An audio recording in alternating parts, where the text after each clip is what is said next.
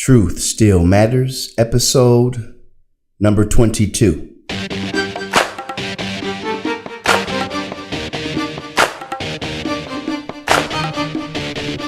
Come one, come all. Welcome to the Catholic Podcast. Truth Still Matters. The human person is made for truth. Despite this dictatorship of relativism we breathe every day. This podcast exists in the stream of the new evangelization championed by Pope John Paul the Great and continue with Pope Emeritus Benedict XVI and Pope Francis. We will have the opportunity to learn and reflect on the timeless truths revealed by God and deposited in the Catholic Church. If you're looking for apologetics or theology that can be applied to your life right now, you've found a new home. Stop drowning in the world of opinion and embrace yourselves, for truth still matters.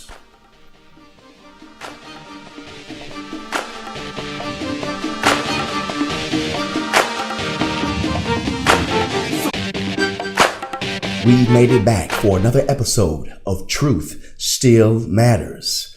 We have entered into the holy season of Lent, a time that we have a chance to reflect on where we are truly in our faith journey. And everyone is at a different place. And regardless of where you're at, the Lord is calling us to go further.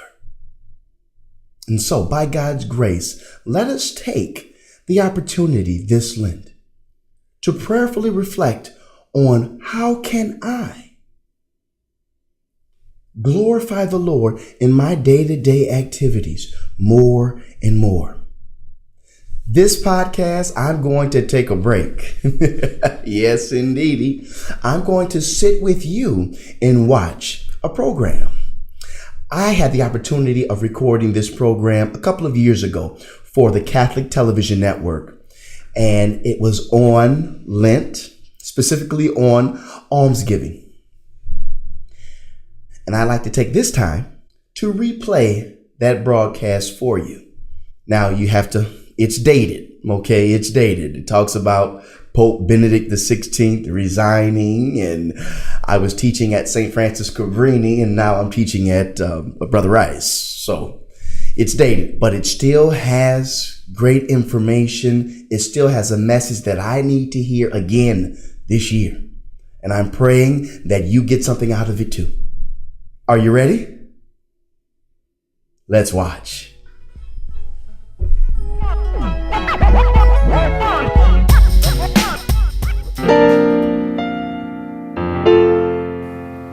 A reading from the prophet Isaiah. Is not this the fast that I choose? To loose the bonds of wickedness, to undo the straps of the yoke, to let the oppressed go free, and to break every yoke. Is it not to share your bread with the hungry, and bring the homeless poor into your house? When you see the naked, to cover him, and not to hide yourself from your own flesh.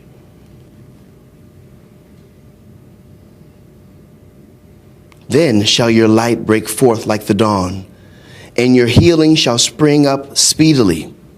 Your righteousness shall go before you. The glory of the Lord shall be your rear guard. Then you shall call, and the Lord will answer. You shall cry, and he will say, Here I am. If you take away the yoke from your midst, the pointing of the finger, and speaking wickedness, if you pour yourself out for the hungry, and satisfy the desire of the afflicted, then shall your light rise in the darkness, and your gloom be as the noonday. My name is Hubert Sanders, Jr., and I'm a teacher at St. Francis Cabrini, a teacher of theology. I'm also a faith teacher at a Detroit parish, Presentation Our Lady of Victory Catholic Church. In this passage from Isaiah, right before this passage, we have a situation that the Vatican Council, the Second Vatican Council, describes as a kind of scandal. We have a situation where the people of God are showing an external display of holiness, but this appearance of holiness, this appearance of fasting, is disconnected from the interior reality. Their fasting is one that is self-centered, and it lacks the real obedience that the Lord calls of us. The Lord doesn't want just lip service. He wants life service.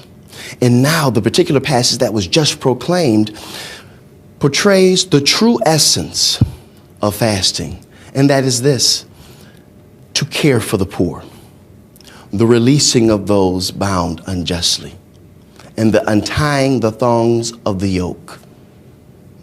You may be thinking, now, what is that?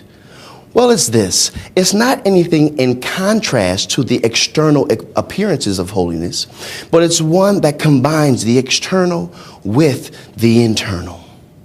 See, the Lord wants a real relationship, and that relationship consists of God being our God and the people of God, the people of faith, giving themselves completely over to God. But in order to give ourselves, we have to have ourselves. And there are certain things that keep us from having ourselves, being caught up in certain pleasures of the world, lust, pleasure, making wrong decisions. And during the season of Lent, we are encouraged to fast. That may involve the avoiding of things that are good in order to make room for the ultimate good, the Lord our God. And it also can be comprised of fasting from things that we should never take up again, things that get in the way of enabling us to possess ourselves in order that we might give ourselves to God. That's the essence of Christianity, having the life of Christ reproduced in us that we might have ourselves in order to give ourselves to the Lord. And we do that practically by giving ourselves to our neighbor, because when we see our neighbor, we have to see Christ. Is this about works, righteousness, us earning our way before God? By no means. This is enabled by God's grace. But the judgment is this: whatever you've done unto the least of these, my brethren, you've done unto me. We have to allow Christ to live within us. And one way that we can do that is to participate in the suffering of Christ. And one everyday way of doing that is through fasting. Fasting enables us to contemplate the heavenly things. It takes our focus off the mundane things in order to free us up to think of the things of God. It enables us to possess ourselves and not be driven by sin. The immediate context right after this passage speaks of the Sabbath.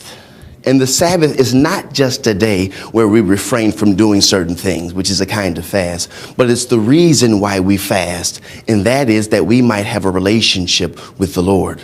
The ultimate fulfillment of the Sabbath is the Lord's Day.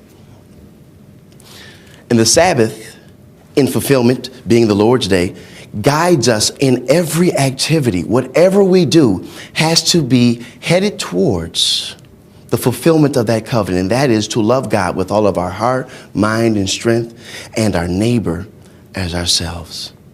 Fasting is a way of cleansing the soul.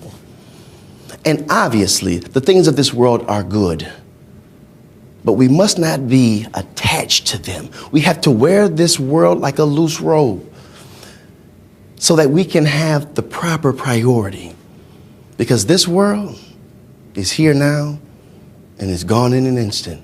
This is a kind of commercial for the real deal to come up, and that is an eternal life with God. And he's given his son, and through his death and resurrection, he's established the church, and he's filled the church with the sacraments that we might be enabled to be partakers of the divine life. This Christian life is more than just following rules and regulations, and the people of God were concerned about the rules and regulations, and God wanted to say, hey, where's your heart at? These rules and regulations have a purpose of uniting to where your heart is, that you might be made pleasing unto the Lord. So, hey, are you with me? My prayer is that we're all in this together. So remember, I'm going to pray for you. You pray for me that this Lenten season might be profitable. We just got the news that Pope Benedict resigned, and we constantly pray for him in this season, that he might be constantly, as we are, made into partakers of the divine image, the likeness of God.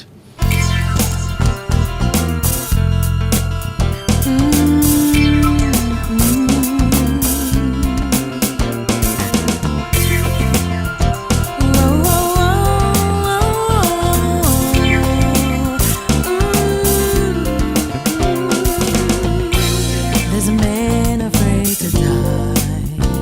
He has ulcers on his feet. Can you see the pain in his eyes? Can we show him some compassion? Can we get him off the streets? Can we put ourselves in his place and give him some hope for tomorrow and show him that we're there?